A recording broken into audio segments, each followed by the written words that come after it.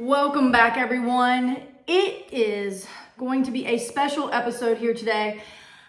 We are celebrating Mother's Day here on the Mondays with Micah. I want to talk to you about something that got me really excited this week. I know we're doing a series here on grief education, and I stumbled upon something this week and I said, stop the presses. We need to document this. We need to talk about this. And it reinforces everything that I hoped that it would as I uncover more information about women in history. And I was having a conversation with a friend and I said, I'm feeling like I might need to do something different with Mother's Day. I don't want to just gloss over these dates. I want to have each one of these videos really enlighten you, inspire you, and encourage you to keep moving forward. And y'all, I found it. We're going to link this article below. I'm going to read it all the way through, and I just need you to hear. The title of this article, and it was actually published Friday, today. This came out today. I'm recording this on Friday, today meaning the 9th. And I Googled something and found this, and then it literally says, this is today's post. It was last updated on May 1st. And it's from the Almanac, and the title of today's article is called The Forgotten History of Mother's Day. I don't know about you, but even back in college, when I had to do research papers, for some reason, I researched things like Christmas. What was the origin of Christmas? What was the origin of Valentine's Day? And it always piqued my interest. Instead of going into a lot of other type of research papers you could do, I somehow went into holidays because I don't really like research, but I like holidays. So we connected those two. So I flashed back to that as I started reading this of a time when I had to do a public speaking on, I think on a holiday, and I used Valentine's Day. And then for a research paper, I did Christmas. Anyway, I digress, but this is the history of Mother's Day. I'm going to read this all the way through because I don't want to miss anything, and I'm going to tie some things in at the end. And I even want to sing a song for y'all today because there's a song that came to my heart last summer that I have not produced, but I felt like it was supposed to come out on Mother's Day, and that didn't happen. But we're going to do it here within this special group. And so I need you to stay attuned to the end to be a part of that. So it goes like this. Mother's Day actually began as a woman's movement to better the lives of Americans. Its forgotten origin springs from two lifelong activists who championed efforts towards good health, welfare, and peace. Know your Mother's Day history and get inspired. Who invented Mother's Day? The creation of a national Mother's Day is primarily attributed to three women: Anne Reeves Jarvis, Julia Ward Howe, and Anne's daughter, Anna M. Jarvis.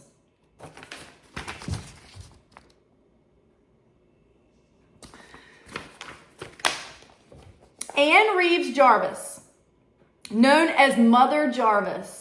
Anne Reeves Jarvis was a young Appalachian homemaker who taught Sunday school lessons. She was also a lifelong activist who in the mid-1800s organized Mother's Day work clubs in West Virginia to combat unsanitary living conditions. Reeves Jarvis was concerned about the high infant mortality rate, especially pervasive in Appalachia, and wanted to educate and help mothers who needed it the most.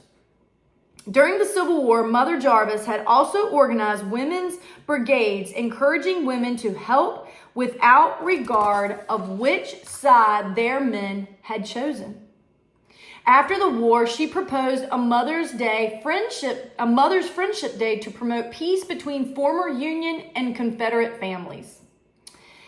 Julia Ward Howe was a famous poet and reformer. During the Civil War, she volunteered for the U.S. Sanitary Commission, helping them to provide hygienic environments for hospitals and to ensure sanitary conditions during the care of sick and wounded soldiers. In 1861, she authorized the famous Civil War anthem, the Battle Hymn of the Republic, which was first published in February of 1862.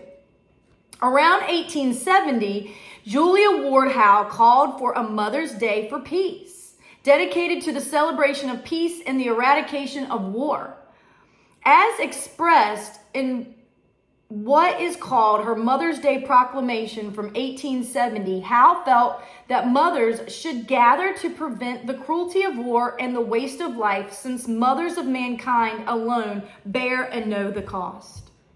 Howe's version of Mother's Day was held in Boston and other locations for about 30 years, but died a quick death in the years preceding World War I. Nothing new happened in this department until 1907, when Miss Anna M. Jarvis of Philadelphia took up the banner.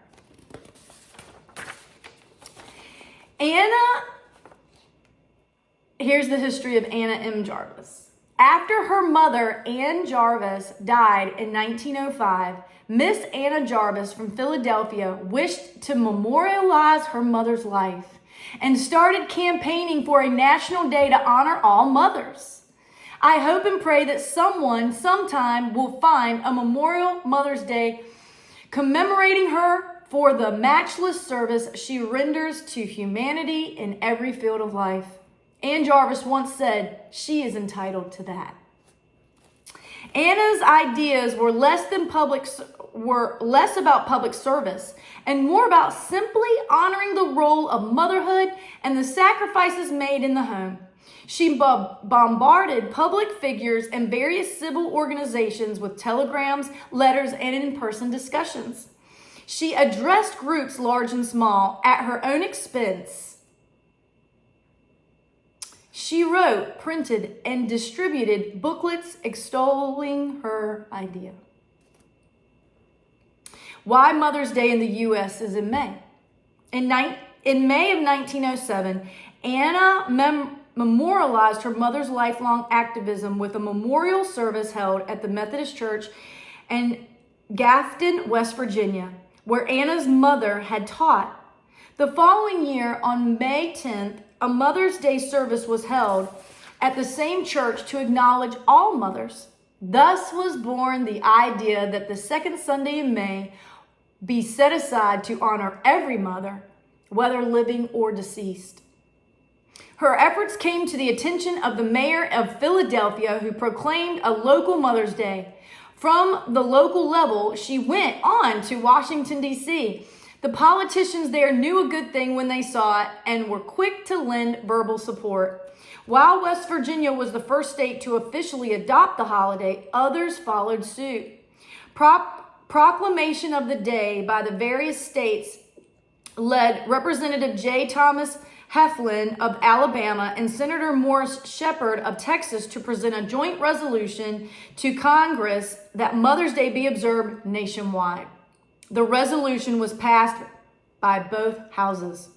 In 1914, President Woodrow Wilson signed a bill designating the second Sunday in May as a legal holiday to be called Mother's Day, dedicated to the best mother in the world, your mother.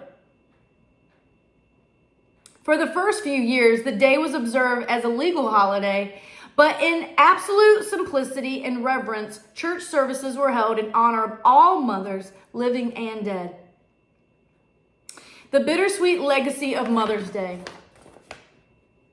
According to many sources, Anna simply wanted to honor her mother, proclaiming that her mother was the originator of the real Mother's Day. As the holiday went mainstream, she was dismayed to see it become more commercialized in the sending of greeting cards and flowers. She also didn't even want the holiday promoted by women's organizations, charitable foundations, or public health reformers to raise money. Somewhat ironic considering her mother's public health mission. In 1948, Anna Jarvis died in a sanitarium in a state of dementia. Mother's Day endures and evolves. Just as Mother's Day was the creation of multiple women, the modern Mother's Day celebrates the varied roles of mothers today. We commemorate the many ways mothers have fought to better the lives of their children, from social welfare to nonviolence. We also honor the way mothers have raised and nurtured their children with love and courage. That gets me excited, y'all. It was birthed out of a death and the love of a daughter to honor her mother and her mother's service in the earth. Enough to invest her own money. And I read in another article that Anna Jarvis, she never married. She never had children. So she was a single woman that pioneered championing things to the point that mothers today are being honored. That is a remarkable story. That is a remarkable story. And it gets this widowed mother's heart excited again to encourage you that even in death, there can be innovation, there can be proclamations made, there can be gathering together. I mean, women's working clubs. I mean, it's phenomenal. And so it gets me excited, y'all, to know that there were women in the 1800s, and I cannot be surprised by this, that this is our heritage. This has been passed down to us. And sometimes we say, we're not excited about some of the things that are passed down to us in our generational line. But there is some awesome stuff in the history of America. And my husband's favorite team was the Philadelphia Eagles. And there's so much history in these states, y'all. And so it gets me excited to know that Philadelphia was a part of it. It gets me excited to know that even though West Virginia is not Virginia, the Virginians, territory were where these women came from. And so I just started to think about honoring you here on Mother's Day, for you listening, that no matter, this was birthed out of a single woman's heart for her mother. And then in the growth of it, that it became somewhat commercialized. And in that commercialism, she was kind of grieved by that because she didn't want it to become a business. She wanted it to become something that we remember the living women and the ones dead. That we take this time to remember the works of remarkable women in the earth, not to make it focused on the cards and the flowers. But they did say that in her death, that I think it was some of the her death was paid for out of cards and flowers. I don't know if that was royalties or how that would work, but people came to take care of her in those commercialized ways. I don't know who those people were. You can go and do some more research on the origin story of Mother's Day, but I just needed to bring this kind of grief education here to you today. This is the day after Mother's Day. Please, for those listening, contact your mother, contact your grandmother. Children, we're losing the time. We're not giving time. It says give honor where honor is due. And the longer we're living here and the more active service we provide in the earth, the more honor that is due. And we got the honor of celebrating my father-in-law's celebration of life. And there wasn't even enough time to share all the stories. And so here we are, another opportunity here to bring up that women matter, that women have power inside them, power to bring forth life, power to nurture, power to gather, power to create new things, power to write, power to invest and pursue things, and to keep knocking on doors until someone finally says, that is a worthy cause and we're going to get behind you and partner with this. And that took some time. And to know that there were more than one woman at that time that were activists and reformists. Where does this come from? From passion inside of us that we see a need and we do something about it. That's what activists are.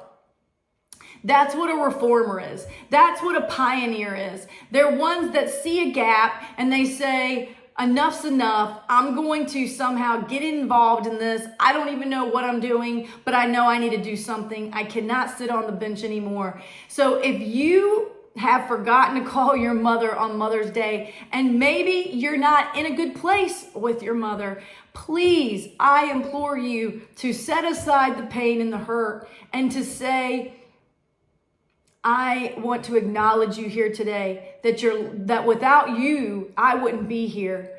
And I know these conversations can be hard when you have lost your mother and you wish she was here with you during this time and she's not. Or you're estranged from your mother. There's so many different layers to family history and family systems and how they're functioning. But I want to encourage you that your life matters no matter the state of where the relationships are. That for this time that you have the opportunity to start fresh. And if there's some broken relationships, you can be the one that pursues. There was a movie that I watched years ago. Actually, I think it was one of the Home Alone movies, to be honest. I don't remember which one, but I just know that Macaulay Culkin, he came into a church. It had to do with these pigeons. He was lost in New York, I think, one of those Home Alone movies. And there was this older gentleman, and he was sitting beside him in the church. And he's like, why are you so sad? And he's like, well, I got into a fight with my son, and I don't get to see my grandchildren anymore. And he told him, go. I'm going to find that clip, and I'm going to add that to this at the bottom as well. And it just shows a story of restoration and how at the end of the movie, he swallowed his pride and he went and connected with his son. And what did he gain? Not only his son, but his granddaughters. And it was just a beautiful representation of what happens when sometimes too much time has gone by because of whatever reason, and then we don't do anything about it and we try to move on. But the fullness of life is never the same, and you live with regret. And that is not what I expected to say here today, but I just want to encourage you that there is amazing things that women have done, and you are a part of that team of witnesses, the women who've gone before us. So I honor you here on this Mother's Day. I honor you as being a mother that has birthed children into the earth. I honor the education that you did for your children. I honor the everyday tasks, the household chores. I honor you taking care of your husband. I honor the working mothers. I honor the single mothers. I honor the widowed mothers. I honor the divorced mothers. I honor those who even orphaned, where you may have lost your parents early and had to grow up sooner than you hoped, and then became a mother, sometimes out of wedlock, as a teenage mother. I honor every story here today because your life matters, no matter how you became a mother, no matter if it was in love or sometimes in a hardship. Lives matter. And if you are desiring to be a mother, and that hasn't happened yet for you, this song that I'm going to sing was birthed out of a friend of mine was pregnant, and she'd had 2 children already, but she had a desire for a third, and she was kind of late in her pregnancy and lost the baby. And that was pretty devastating for her. And this was later in her late 30s that this happened. And so the Lord granted her request, and she got pregnant again. And the day that the baby was born, I got a call, and I sent this prayer in the form of a voice memo. And something came out in that prayer. And 4 months later, to the point of tears, I was kind of surprised by what came out. And 4 months later, I got to hold this little baby in my arms, and something told me to go back to that memo. And the melody sparked, and the words came, and it's called My Baby, My Baby. So I'm going to transition to my piano, and we're going to continue this conversation. We are back, everyone, for part 2 of this video, and I am going to sing to you an original song called My Baby, My Baby. My baby, my baby, my baby is inside of me. My baby, my baby, my baby is inside of me. And you were touched by the Father before touched by me. And you were touched by the Father before touched by me.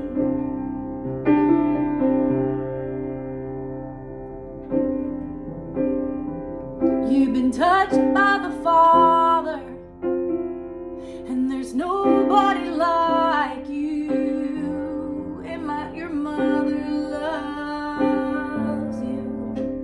Ooh, yeah. You've been touched by the Father, and there's nobody like you. And your mama loves you. My baby, my baby, my baby was inside of me. My baby, my baby, my baby was inside of me. And you were touched by the Father before touched by me.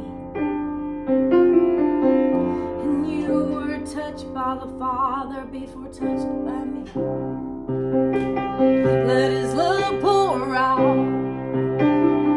Let His love pour out as I raise my child.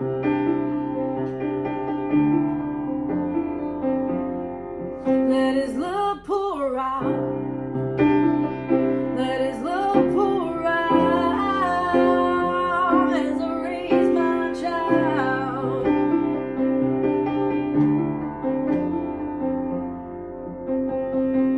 Oh baby, oh baby, oh baby, you're looking at me. Oh baby, oh baby, oh baby, you're looking at me.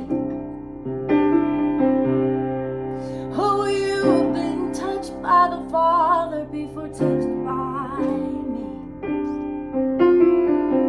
And you've been touched by the Father before touched by me. Let His love pour out. Let His love pour out as I raise my child. Let His love pour out. Let His love pour out as I raise my child. As I raise my child.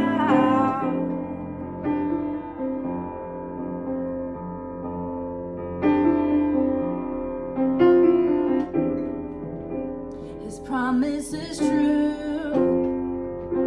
His promise is true. All it took is one look, and love starts pouring out of me. Love starts pouring out of me when I see my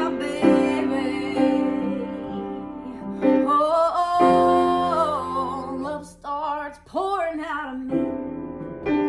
Love starts pouring out of me when I see my baby.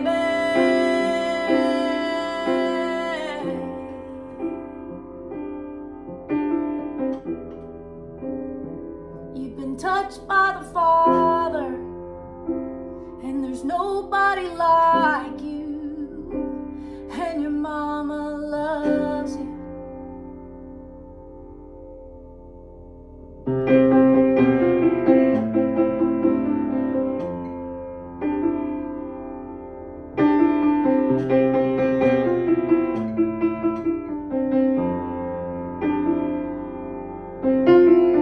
There's melodies in our womb, there's melodies in our womb.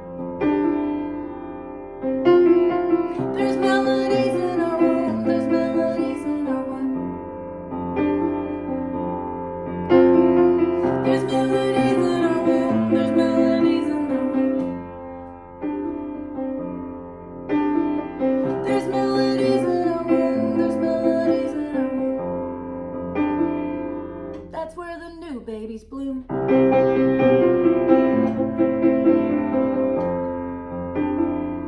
That's why we sing to our womb.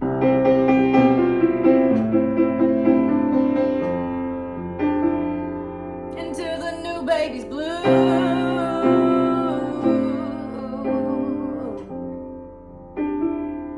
Until the new babies bloom.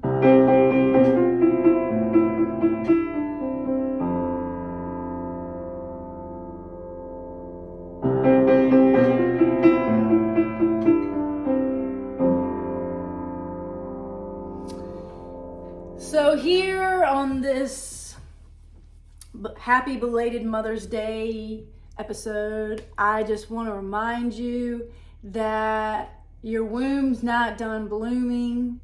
I did a series last year, if you want to go back into September, called The Blooming Womb, to encourage the postmenopausal women that you can still do and birth things in the earth, as today's tribute to Mother's Day gives an example of and validates my suspicions that women are capable of doing powerful things.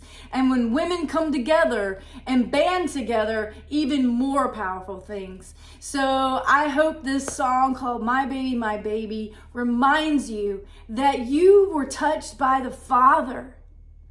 And that's the beauty of intimate connection, that when two come together as one, things are birthed. And we can do that when we come together with the Father, when we come into unity, or some call communion, together, when we unite with the Father and the Holy Spirit, it births things, it sparks our heart, and things happen, great exploits happen in the earth. And Mother's Day is a great example of that's what happened when love and loss came together, and she said, I've got to do something about this. So I hope that you got to be with your mother on Mother's Day. I hope that you got to share your love and remembrance of memories gone by, of special stories and moments that you shared with your mother and your grandmother and maybe even your great-grandmother. And if this is your first Mother's Day, congratulations on becoming a mother, which is one of the greatest titles we get to carry in the earth. And it's a beautiful story. And so I thank you. I honor you, moms. I honor you, widows.